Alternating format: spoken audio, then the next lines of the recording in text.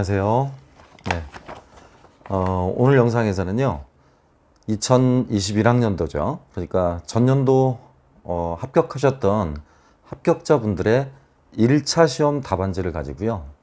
고득점으로 합격하신 분들의 답안 작성에 나타나는 특성은 무엇인가 라는 부분을 주제로 짧게 한번 저와 함께 살펴보는 시간을 가져보도록 하시겠습니다. 오늘 제가 예시 답안 사례로 잡은 세 분은요, 공통점이 1차 점수, 전공 점수가 전부 다 60점이었습니다. 꽤 고득점이었죠. 작년 점수로 치면. 한 분은 부산, 한 분은 세종, 한 분은 인천 이렇게 해서요. 골고루 지역별로 흩어지셨던 분들인데, 물론 초수생은 없습니다. 전부 다 지금 재수 이상 응시하신 분들이고요. 성별은 두 분은 여자분이시고, 한 분은 남자분이십니다. 1차 점수는 이 전공 점수만 해서 전부 다 60점이라는 공통점이 있으니까요. 세 분의 우수 합격자의 답안 사례를 기초로 해서 잘 쓰는 답안이란 무엇인가, 또 키워드 중심의 답안이란 무엇인가, 이런 부분들에 대해서 짤막하게 살펴볼 수 있는 시간을 가져보도록 하겠습니다. 자, 그럼 같이 한번 보시겠습니다. 네, 그럼 전년도 성적 우수자 답안 비교 한번 해보도록 할게요. 자, 아까 제가 서두에도 말씀드렸다시피 세 분의 답안지인데요. 세 분의 공통점은 전부 다 이렇게 지금 1차 점수가 60점 맞으셨던 분들입니다. 고득점이셨죠. 한 분은 부산, 한 분은 세종, 한 분은 인천 분이셨고요. 이렇게 이분만 지금 남자 선생님이셨고, 나머지 두 분은 지금 다 여자 선생님이셨습니다. 이렇게요. 답안 분석에 앞서서 일단 큰 틀을 말씀드리면 이렇게 좀 구별을 할 수 있을 것 같아요. 이 부산에 있는 박정환 선생님 같은 경우는 대체적으로 문장이 좀 길어요. 답안 문장이 긴데, 답안 문장이 길음에도 불구하고 개론서 위주의 정확한 서술에 굉장히 내용이 잘 들어 있습니다. 그리고 조금 비교해 보시면 아실 텐데요. 공부량이 확실히 많다라는 게 이 두 분보다는 한 수 위라는 게 아마 조금 더 느껴지실 수도 있을 것 같아요. 자, 한번 본격적으로 비교해 보도록 하겠습니다. 1번 문항입니다. 기입형 문항이죠. 1, 2번 같은 경우 지역 세계, 지역 세계, 지역 이렇게 쓰였습니다. 그죠? 동아시아 교류 역사, 동아시아 학습의 필요성, 동아시아 학습의 필요성. 필요성이나 아니면 정답이었던 의나 큰 차이가 없는 것으로 보이는데요. 실제 채점이 어떻게 이루어졌는지는 이분들이 이 점수가 고득점인 걸로 봐서 정답 처리를 한 것으로 보입니다. 간단하죠? 그다음에 2번 같은 경우도 정확한 정답은 아시다시피 문용왕릉 지석이었습니다. 이렇게. 그런데 이분은 전혀 엉뚱한 답을 지금 써두셨고 이렇게 지금 쓰셨죠.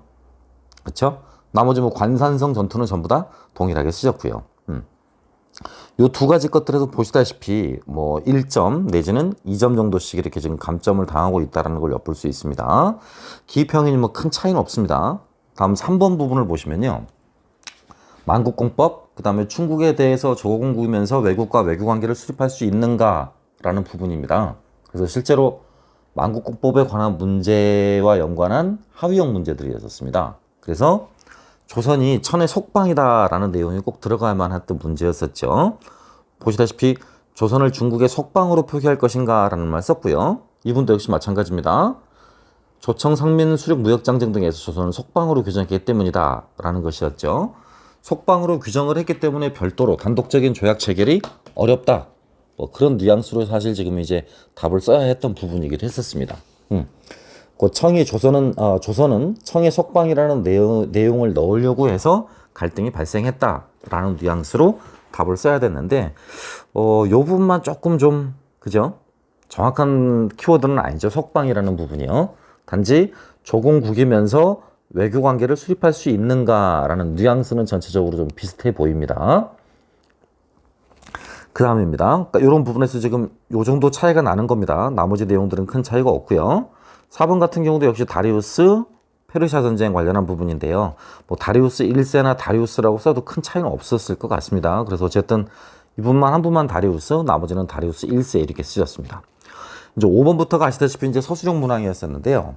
자, 서술형 문항의 답안을 조금 더 이렇게 검토를 해볼 필요는 있을 것 같아요. 이제 본격적으로 차이가 나타나기 시작하는 부분들이거든요. 5번부터가. 자, 먼저 역사교육 부분이었는데요.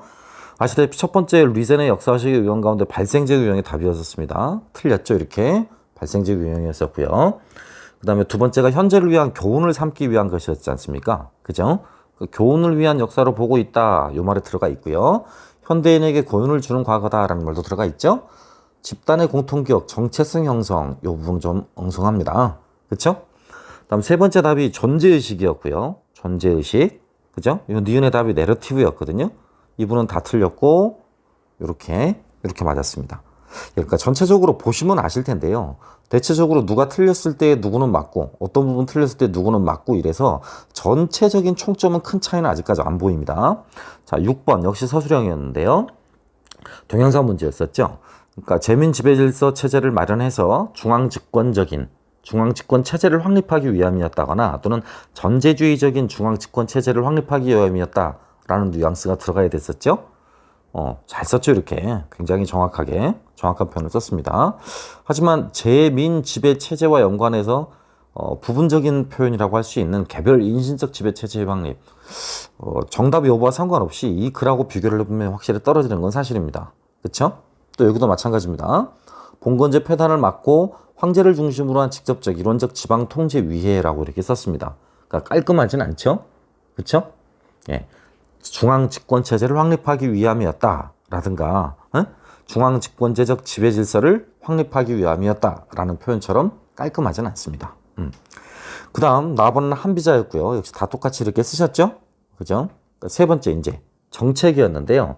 뭐 대체적으로 어떤 정책을 취했냐라고 해서 문자를 뭐 소전체로 통일했다든가 도량형을 통일했다든가 전국에 걸친 도로망을 정비했다든가 이런 부분이었는데요. 여기 보시다시피 지금 첫 번째 박정환 선생님 답이 굉장히 디테일합니다. 그쵸? 9년의 지방관을 파견해서 모든 명령을 이렇게 황제에게 하다라고 직접 상주하도록 했다라고 써 있고요. 치도, 직도, 오척도 등의 도로를 개착, 명칭도 정확하고요. 지방문 소유를 위한 문자를 소선체로 통일했다라고 이렇게 쓰고 있습니다. 굉장히 디테일하게 정확하게 답을 잘 쓰셨습니다. 물론 이것도 정답 처리가 됐을 것입니다. 문자의 통일, 도량형의 통일 이렇게 쓰는 것도요. 이분도 역시 마찬가지였었죠. 이렇게 이분보다 역시 조금 더 낫다라고 한다면 이건 지금 연결돼 있지 않습니까? 이렇게 행정의 효율성을 위해 문자를 통일했다. 여기 보세요. 여기도 아까 박정화 선생님 것도 지방문서 효율화를 위해 소전체로 통일했다라고 하는 부분이요. 지금 박정화 선생님 답, 첫 번째인 박정화 선생님 답하고요. 두 번째인 성환 선생님 답, 그다음 세 번째 답이었죠. 아까 저기 인천으로 시험 치신 지금 김태형 선생님 답이요. 요 세 가지 답. 이렇게 이 문항을 비교를 해보면 요 가장 좀 잘 쓴 답안이고 그 다음으로 잘 쓴 답안이고 그 다음으로 잘 쓴 답안이다. 뭐 이 정도 대략 느낌이 오실 거라고 봅니다. 그 다음 7번 같은 경우는 유양소 관련한 문제였었는데요. 예, 뭐 시험 문제 그렇게 크게 어렵다라고 할 수 있는 문제는 아니었었습니다. 그죠? 첫 번째가 유양소 쓰는 부분이었고 역시 다 쓰셨죠? 그죠? 두 번째가 유양소 복립운동을 실시했지만 훈구파 세력이 유양소의 권력을 장악하게 되어서 정치 세력의 의도가 실패하게 됐다라는 부분이었습니다. 곧 훈구파 세력이 유양소를 장악했다라는 말의 핵심이 되겠죠. 이렇게 훈구파가 경제소를 장악해 대민수탈수단으로 이용했다. 훈구 대신 유양소와 경제소를 장악하고 탐악을 저질렀기 때문이었다. 라고요. 다 비슷한 답안입니다만 아까 위 문항과 비슷한 패턴을 보이죠? 1, 2, 3. 만약에 제가 채점을 맨다면 그렇게 될 것 같습니다. 두 번째 여시향약 이거 다 쓰셨습니다. 이렇게 그죠? 세 번째가 유양소와의 향약 실시를 통해서 지방자치도 실현하고 자신들의 영향력을 강화하고 여론을 주도해서 국민정치 실현을 목적으로 했다라고 써 있죠. 뭐 이 말을 간단하게 쓰면 이런 말들입니다. 사족 중심의 향촌 지배 질서 확립 이런 말이죠. 그쵸? 근데 어디 보시다시피 딱 법칙을 한 것도 아닌데 이 부분의 서술도 이렇게 순서대로 하면 그렇죠? 완성도가 좀 높다라고 말할 수도 있겠습니다. 다음 8번 같은 경우요. 필립 4세 똑같죠? 가스콘유 쟁탈전의 전비 마련. 이 부분만 좀 틀리셨고요. 가스콘유 쟁탈전 전비 마련 정확히 썼죠? 칸스탄츠 공유회. 그 다음에 이단과 교회 분열을 해소하기 위한 목적. 교회 분열을 해소하기 위한 목적. 그죠? 교회 대분열을 해소하기 위한 목적 이렇게 쓰셨습니다. 이 부분에서 이 부분에서 지금 성환 선생님이 1점 정도 감점을 당했을 것 같고요. 나머지 분들은 잘 쓰셨습니다. 또 보시다시피 목적이라는 부분이 굉장히 지금 간결하게 쓰여 있죠. 두 분 다 쓰시는 것 비해서 왜 과세를 했느냐? 가스콘유 쟁탈전의 전비 마련을 위해 정확히 썼습니다. 이렇게 다 그렇죠? 이 개론에서 나와 있는 정확한 표현들 아닙니까? 그러니까 답을 정확하게 쓰신 분들은 개론서에 있는 표현을 정확히 외우고 있다는 걸 눈치채셨을 겁니다. 그 다음 이제 9번 문제인데요. 도덕 부분이었죠. 동양사 부분이었는데요. 예, 뭐 직계 도덕, 직계 총독, 뭐 군기 대신 여러 개를 답안을 썼습니다. 뭐 어쨌든 정답은 직계 총독입니다. 그쵸? 관직 명칭이지 않습니까? 이 용장의 정칭 명칭은 어쨌든 직계 총독이 되겠습니다. 자, 요런 부분들은 다 지금 잘못 쓰신 편입니다. 그 다음 니은. 연합군에 의해서 북경에 들어온 연합군에서 약탈이 자행된 부분이었는데요. 이런 부분들, 그러니까 파견된 연합군이 북경을 점령한 사건이라고 써있고, 의화단 사건을 진압하기 열강들이 개입했다라고 써있고, 열강의 연합군이 수도 베이징을 점령했다라고 써있습니다. 다 비슷비슷한 뉘앙스죠? 또 총리하문을 폐지하고 외교부를 설치했다라고 써있죠. 이게 정확한 정답입니다. 외교부를 설치했다. 총리하문을 폐지하고 외교부 설치했다. 그죠? 어쨌든 요런 부분 아까 동양사 부분만 놓고 보고 한국사나 동양사 부분만 놓고 보면 요런 순서대로 지금 이제 답안 작성을 조금 더 꼼꼼하게 하신 걸로 보입니다. 그 다음 사천 지역의 철도 국유화 조치로 인해서 사천성에서 봉기가 발생해서 우창봉기나 신해혁명으로까지 이어지게 됐던 과정이잖아요. 그쵸? 그렇기 때문에 이제 그 부분 서술이 어떻게 차이가 나냐면 요렇게 다 지금 이렇게 공통적으로 쓰고 있습니다. 요렇게요. 요렇게요. 뭐 흠잡을 데 없습니다. 전부 다요. 10번 미국사 같은 경우도요. 잘못 썼죠. 남부연합, 아메리카 국가연합인데요. 공화당, 자장농지법, 공화당, 자장농지법, 공화당, 자장농지법. 그쵸? 요 숫자가 정확하지 않죠. 이 두 분은? 이분 숫자 정확하고요. 그쵸? 그다음 뭐 교초든 지원 통행 교초든 아마 대체적으로 다 맞다고 했을 것 같은데요. 심지어는 뭐 지원 통행 보초까지 다 맞는 걸로 했을 것 같습니다. 시박사 공통적이고요. 이렇게. 그죠? 해상무역의 세금 부과와 해상무역의 통제를 위해 설치했다. 그쵸? 외국과의 무역에서 세금을 징수하고 무역을 관리했다. 해무역을 통제하고 관리하고 세금을 징수하기 위함이었다. 역시 이 두 분의 답안이 조금 더 나아 보입니다. 세금을 징수하고 무역을 관리했다라는 말보다는 무역을 통제했다라는 말이 더 개론서용 표현이니까요. 그렇죠? 그 다음 밑에도요. 미단길을 통한 교육에서 바닷길을 통한 교육으로 변화. 간단하게 쓰면 이렇게 쓰시면 되는 건데요. 실은 이분 답안을 보면 굉장히 잘 썼다는 느낌을 받죠. 보다 정확하다는 느낌을 받아요. 예컨대 소그드인의 중앙 상인의 고유로 실크로드가 번성했고 이후 여기서부터입니다. 유럽과 아시아의 중개 무역이 아닌 직접적인 동서기로 확대되면서 바닷길이 번성하게 됐다. 그렇죠? 굉장히 공부를 많이 하고 정확히 썼다라는 느낌을 받을 수 있습니다. 예, 밑에는 이 부분 틀렸습니다. 신석경은 맞았고요. 이것도 틀렸죠? 예, 그렇죠. 어느 한쪽의 입장을 지지하는 게 아니라 자신의 견해를 표현해야죠. 이거 틀렸고요. 이거 틀렸고요. 그죠? 창조적 글쓰기 할 수 있어야 된다. 글 하나를 쓸 수 있어야 된다라고 하고 있고요. 그 다음에 모든 극단적 상대주의에 빠질 수 있다. 그쵸?